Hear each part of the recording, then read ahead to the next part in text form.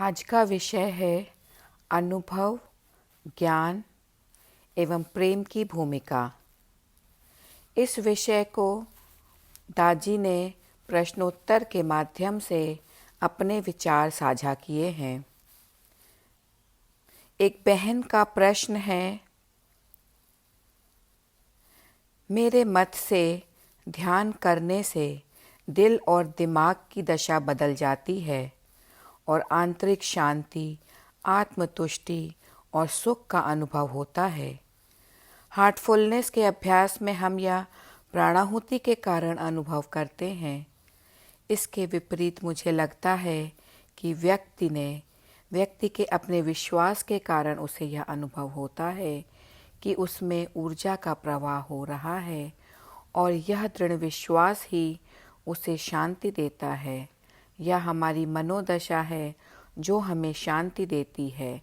यदि हमें विश्वास है कि हम सुखी हैं तो कोई हमें दुखी नहीं कर सकता।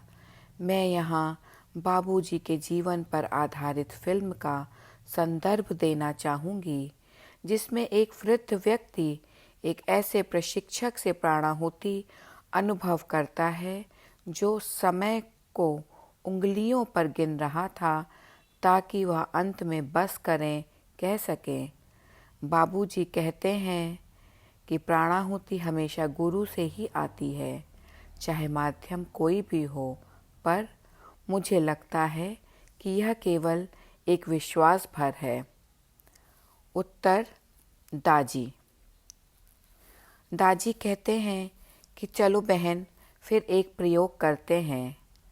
अपने 7 विश्वास योग्य मित्रों को चुनें या सिर्फ 6 ले लें। उन्हें 3-3 के 2 समूह में बांट लें। सिर्फ 20 मिनट के लिए एक प्रयोग करें। 3 लोग प्रशिक्षक के साथ ध्यान के लिए बैठें और अन्य 3 अपने आप ध्यान करें। प्रशिक्षक इसलिए कि हम मानते हैं कि वह प्राणाहुति देगा। अन्य 3 प्राणाहुति प्राप्त नहीं करेंगे। मैं आपको वास्तविक संपूर्ण प्रक्रिया के प्रति वैज्ञानिक दृष्टिकोण बता रहा हूँ। फार्मा उद्योग में वे नई दवा की खोज कैसे करते हैं। मान लें उन्होंने किसी नए अणु की खोज की जो तुरंत बुखार कम कर देता है, या आज के ज़माने में आधुनिक महामारी कोविड-19। मान लें कि आप 50 लोगों को कोविड का वैक्सीन या दवा देते हैं और अन्य 50 को वह नहीं दिया जाता, तो आप इसके प्रभाव को अनुभव कर सकते हैं। वे जिन्हें वैक्सीन या औषधि दी गई है, यदि वे कोविड से ठीक होते हैं और दोबारा प्रभावित नहीं होते, तो आप कह सकते हैं कि हाँ, यह दवा काम कर रही है। जब कोई चीज़ काम करती है तो आपको मान्यता की आवश्यकता नहीं होती है। प्राणाहुति के बारे में भी आपको किसी तरह का विश्वास रखने की कोई आवश्यकता नहीं है, बल्कि मैं चाहूँगा कि शुरुआत में आप कोई विश्वास न रखें। यह विश्वास आपके व्यक्तिगत अनुभव का परिणाम होना चाहिए।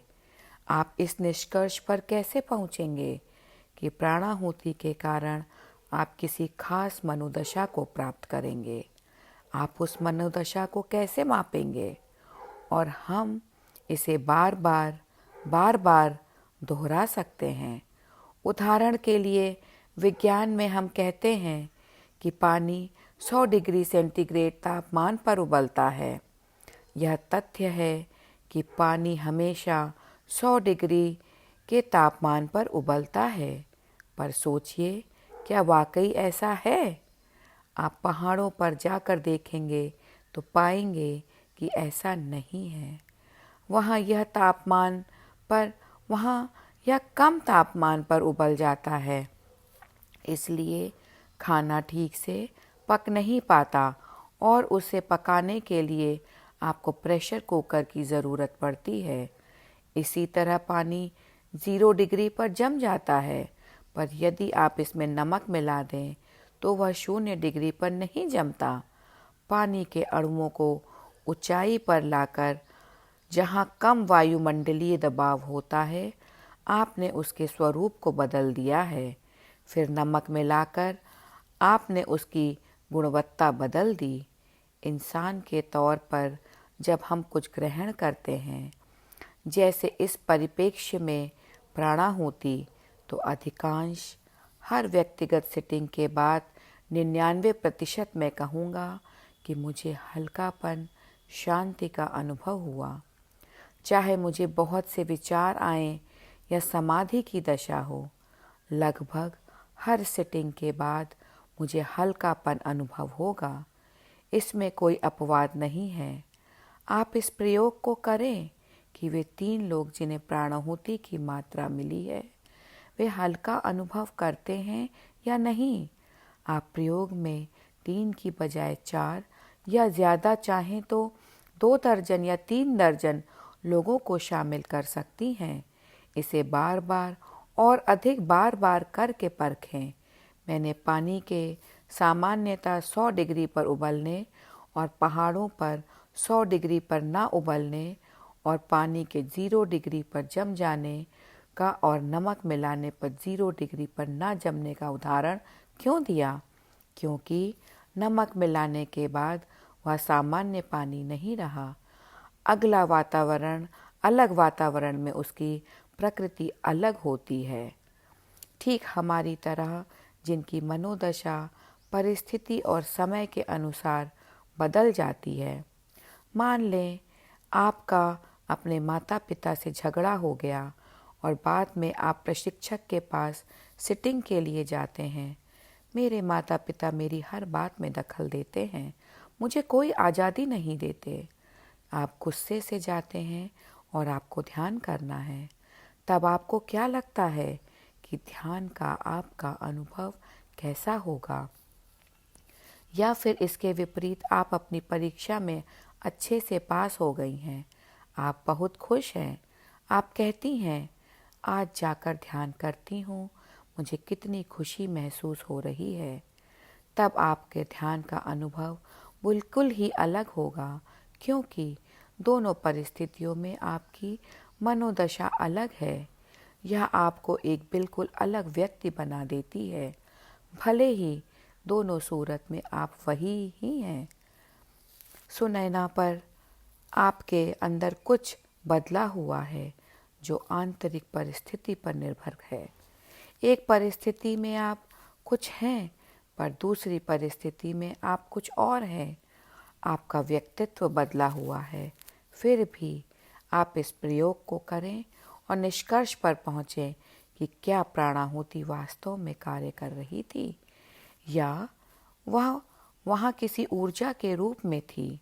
मैं इसे ऊर्जा का रूप भी नहीं कहूँगा, क्योंकि यह कुछ ऐसा है जो कि ऊर्जा से परे है। आप पूछ सकती हैं कि ऊर्जा से परे क्या हो सकता है, तो ऊर्जा के स्रोत के बारे में सोचें। ऊर्जा वह है जो गतिशील है, जो प्रवाहित होती है।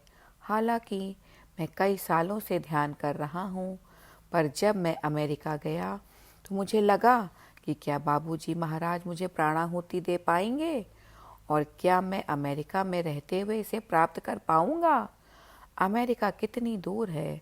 अनुभव ने इस अनेक बार सिद्ध किया है कि दूरी से कोई फर्क नहीं पड़ता।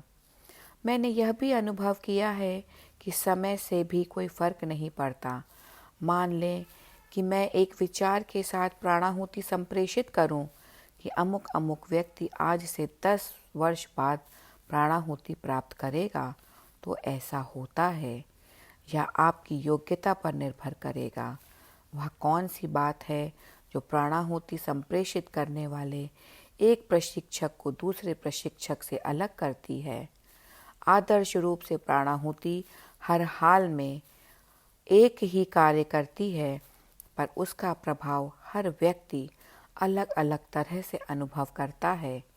इसका कारण है उसका वातावरण। आप जिस प्रशिक्षक के साथ बैठे हों, वह अधिक ग्रहणशील हो, अधिक प्रेम पूर्वक स्वागत करता हो, अधिक सहानुभूति हो, करुणापूर्ण हो। आप उससे अपनी बातें साझा करते हैं, एक तरह से आपका दिल खुल जाता है और आप कहते हैं, वाह, यह सिटिंग तो अद्भुत थी। आप जब अन्य प्रशिक्षक के पास जाते हैं जो सख्त हैं, अनुशासन की मांग करते हैं, तो आपको लगता है, अरे मुझे अब इस प्रशिक्षक के साथ बैठना पड़ेगा, तो आपका दिल मानो बंद सा हो जाता है। तब यहाँ आपका अनुभव अलग होगा या हम पर निर्भर करता है।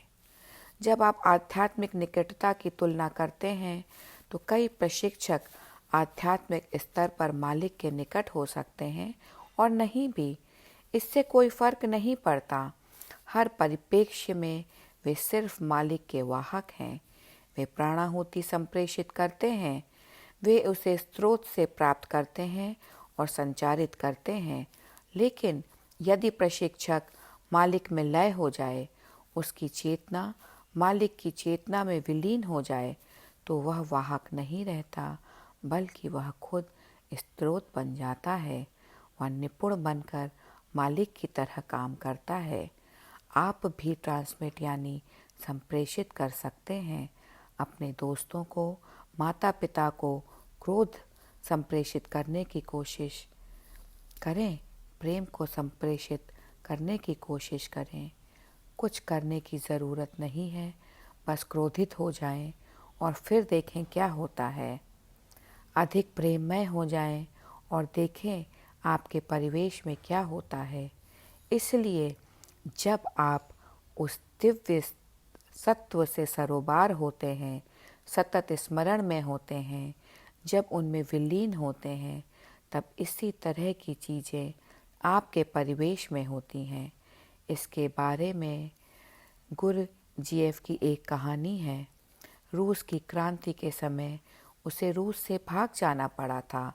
उसके कई शिष्य थे और वे नहीं चाहते थे कि उन्हें सूली पर चढ़ाया जाए, क्योंकि यह एक तरह का आध्यात्मिक आंदोलन माना गया था। उनका एक शिष्य था जिसका नाम बेनेट, जिसने रूस से भागने में उनकी मदद करी। अंततः वे फ्रांस पहुंच गए। बेनेट एक बार आकर उनसे मिलता है। वह अक्सर उनसे मिलने आता रहता था, पर उस दिन वह बहुत थका था और लगभग मृतप्राय था। तो गुरजीएफ ने स्नेहपूर्ण उसे गले से लगा लिया, उसके कंधे थपथपाए, शांत किया और उसे ट्रांसमिट किया। तत्काल बेनेट की स्थिति में सुधार आया। जब कोई आपसे सहानुभूति दर्शाता है और प्रेम पूर्वक व्यवहार करता है, तो मनोदशा तुरंत बदल जाती है। पर बेनेट को उस क्षण का साक्षी था। उसने पाया कि गुरजीएफ जो कुछ समय पहले ऊर्जा और उत्साह से लबालब थे, अपनी ऊर्जा बेनेट को अंतरित करने के बाद बिल्कुल थक कर निढाल हो गए थे। वे लगभग मृतप्राय हो गए थे। उसने बेनेट से कहा, फिक्र मत करो, बस मुझे 10 मिनट दो, मैं पहले जैसा हो जाऊंगा। हार्टफुलनेस के प्रशिक्षकों के साथ ऐसा नहीं होता है। वे ऊर्जा को खो नहीं देते, क्योंकि वह लगातार बहती रहती है। वे स्रोत से जुड़े रहते हैं। आप भी ट्रांसमिट कर सकती हैं। आप किसी अजनबी को ट्रांसमिट कर सकती हैं और उसके बाद उससे पूछें कि उसे कैसा लगा। जब भी आपको इसका अवसर मिले, या तो आमने सामने या फिर दूरी से ट्रांसमिट करके देखें। आपको उन्हें कहने की ज़रूरत भी नहीं है कि आप उन्हें ट्रांसमिट कर रही हैं। जब आप प्रशिक्षक बन जाएं, तब अपने किसी रिश्तेदार को चुनें और उन्हें बताए बगैर सिटिंग दें। आप हर तरह से प्रयोग के परे जा रही हैं। आप उनको बता नहीं रही हैं, तो इसमें विश्वास का प्रश्न ही नहीं रहता। आप आज ट्रांसमिट करें और यह संकल्प लें कि 2 दिन के बाद ऐसा प्रभाव उत्पन्न हो, 2 दिन बाद वैसा होगा। तो एक प्रशिक्षक के तौर पर हर स्थिति आपके नियंत्रण में है, परंतु क्या दूसरा व्यक्ति इस पर विश्वास करेगा? ज़रूरी नहीं। वे अपने अनुभव से सीख जाएंगे। यह विश्वास से श्रद्धा की ओर बढ़ता है, तो सहज मार्ग या हार्टफुलनेस वे में अंधविश्वास की कोई जगह नहीं होती। तो प्रेम कैसे होगा? प्रेम तब होगा जब आपने स्वाभाविक रूप से, अत्यंत सहज रूप से श्रद्धा विकसित कर ली हो। श्रद्धा स्वाभाविक रूप से आपके अपने अनुभव से विकसित होगी और धीरे धीरे आप ऐसी अवस्था में आ जाएंगे जहां आप ईश्वर के प्रति समर्पण कर देंगे। हाँ मेरे ईश्वर, अब मैं आपके आगे समर्पण करता हूँ। आप जो चाहें वही हो, मैं इसे स्वीकारता हूँ, चाहे प्राणाहुति हो या ना हो। हम इन प्रयोगों से दिन ब दिन रोज़ाना गुजरते हैं, लेकिन आपको कितने प्रयोग जारी रखने हैं? मैं तो इन अनुभवों से थक गया हूँ। मैं तो कहता हूँ, हे ईश्वर, कम से कम मेरे मामले में इन अनुभवों को विराम दें। आप रोज़ के नए अनुभवों से थक जाते हैं। खैर, यह तो मेरी दुखद कहानी है। आगे वह लिखती है, मैं यह बताना चाहती हूँ कि मैं ध्यान कैसे करती हूँ। मेरा यह मानना है कि हमें आत्मनिर्भर होना चाहिए, इसलिए मैं प्रकाश के अज्ञात स्रोत पर ध्यान करती हूँ। मैं उस पर अभी शोध कर रही हूँ, उस अज्ञात को खोजने की कोशिश कर रही हूँ। मुझे ऐसा करना पसंद है और खुद पर रिसर्च करना भी। यह मैं अपने आप करती हूँ, तो मुझे किसी गुरु की ज़रूरत क्यों है? आपको कैसे मालूम कि प्रकाश के अज्ञात या ज्ञात स्रोत पर ध्यान करना चाहिए? किसी ने कहा ना, आप खुद का मार्ग खोजें। आप जो प्रयोग कर रही हैं वही तो सहज मार्ग की विधि है। आपके शब्दों में कहें तो पशु नहीं होना चाहती। आप फिर से लाला जी को उद्धृत कर रही हैं। लाला जी कहते हैं, गाय या भैंस की तरह अपनी मान्यताओं के खूंटे से बंधा आदमी पशु होता है। मान्यताएं जो अंधविश्वास से जुड़ी हैं, जो व्यक्तिगत अनुभव पर और व्यक्तिगत आस्था पर आधारित है, वह अंधविश्वास नहीं है।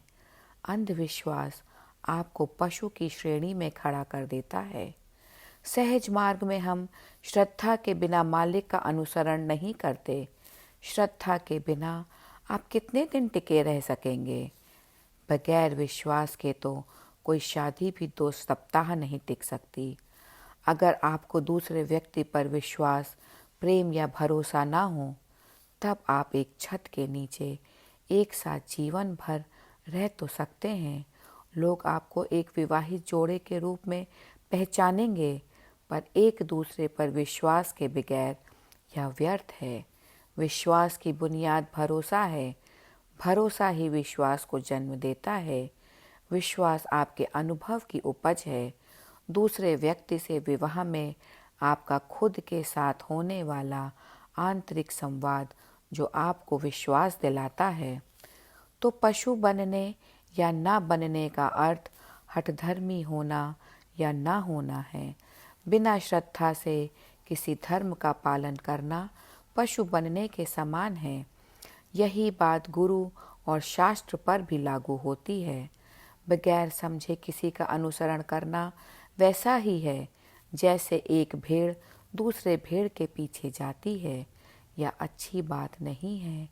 यह एक व्यक्तिगत सोच होनी चाहिए। फिर भले ही मेरे माता पिता मुझे कुछ और करने को कहते हों और मैं वह करता हूँ क्योंकि उन्होंने कहा है, पर वह मेरा अपना अनुभव बन जाना चाहिए। मैं किसी का अनुभव उधार नहीं ले सकता। मैं किसी की तकनीकी या विधि उधार ले सकता हूँ। किसी से कुछ उत्तम विचार ग्रहण कर उन पर मनन कर सकता हूँ। यहाँ तक कि जब हम गीता पढ़ते हैं तो क्या इसे महज पढ़ लेना ही काफ़ी है? नहीं, मुझे इसका अर्थ समझना होगा कि भगवान श्री कृष्ण क्या कहना चाहते हैं और यह मेरे जीवन के लिए कैसे प्रासंगिक है। इसे अपने जीवन में उतारने का प्रयत्न करना चाहिए, तभी मैं उस ज्ञान का लाभ उठा पाऊंगा। यह किसी व्यक्ति पर निर्भर करता है कि वह पशु बनना चाहता है या नहीं। यदि आप कट्टरता अपनाते हैं तभी पशु बनते हैं, और जब खुद अनुभव प्राप्त करते हैं तो प्रबुद्ध बनते हैं। असल में कोई भी ट्रांसमिट कर सकता है। एक फूल भी सुगंध ट्रांसमिट करता है, हालांकि उसके पास दिमाग नहीं होता। इंसान के पास दिल और दिमाग दोनों हैं। वह क्रोध ट्रांसमिट करने का चयन कर सकता है। वह प्रेम, उदारता और दया भी ट्रांसमिट कर सकता है। आज के युवाओं का जब अपने माता पिता से मतभेद हो तो उन्हें अपने जीवन को फास्ट फॉरवर्ड कर लेना चाहिए। एक पल के लिए कल्पना करें कि आप माता पिता या दादा दादी के रूप में हैं। अगर आपका बच्चा आपकी ही तरह बर्ताव करे तो आप कैसी प्रतिक्रिया करेंगे? बस इस बात पर सोचें। इसका जवाब मुझे या अपने माता पिता को देने की ज़रूरत नहीं है। आपको कैसा लगेगा? आप अपने दिल से बच्चों को जो कहना चाहते हैं वह आप कैसे करेंगे?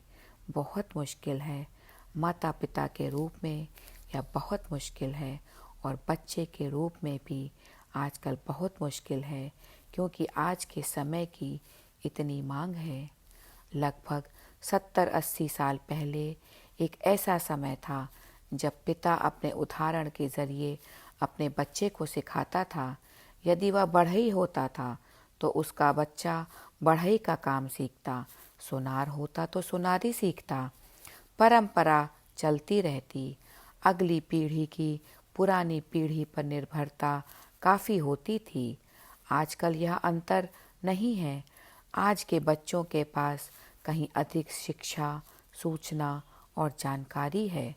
इसका मतलब यह नहीं है कि वह समझदार हो रहे हैं।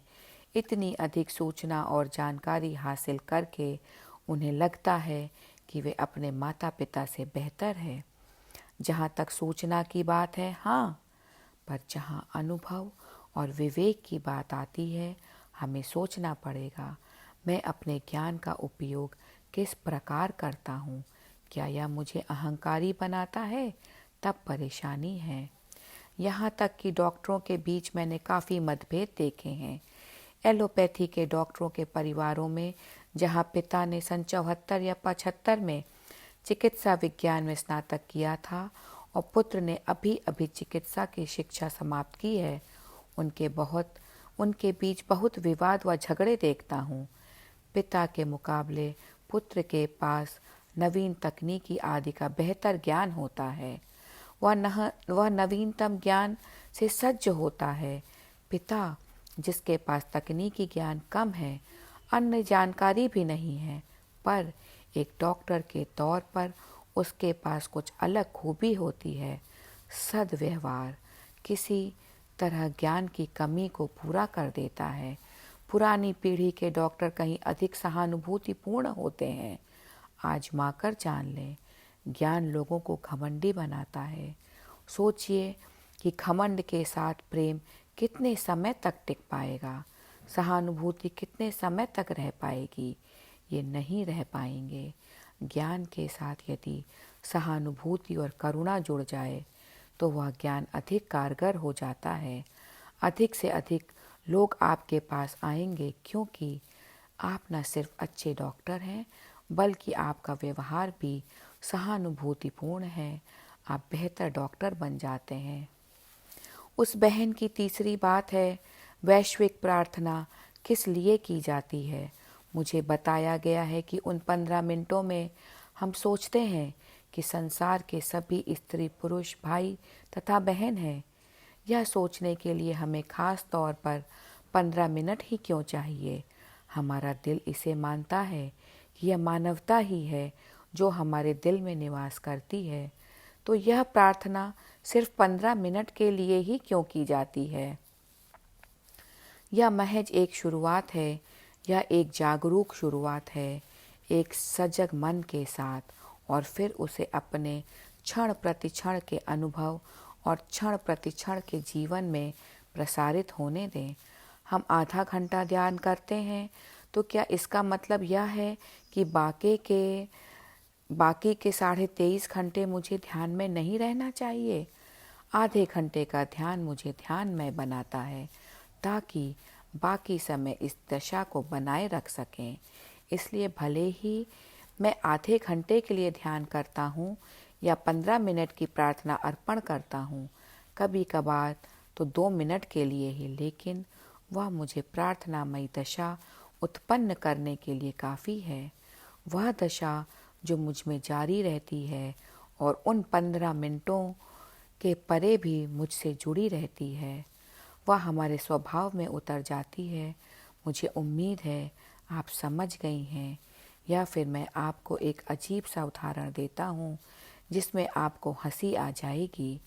मान लें आपकी शादी हो जाती है और आप अपने पति को एक बार चुंबन देती हैं। अच्छी बात है, पर एक बार ही क्यों? आप अपने होठ उनके होठों से 24 घंटे चिपका कर क्यों नहीं रखते? अगर यह इतना ही अच्छा है, यह एक प्रेम का कार्य है, आपको हर समय एक दूसरे से चिपके रहने की ज़रूरत नहीं है।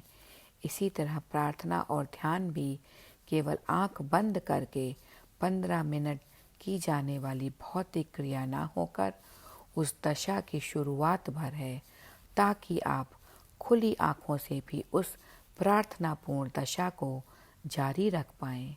धन्यवाद।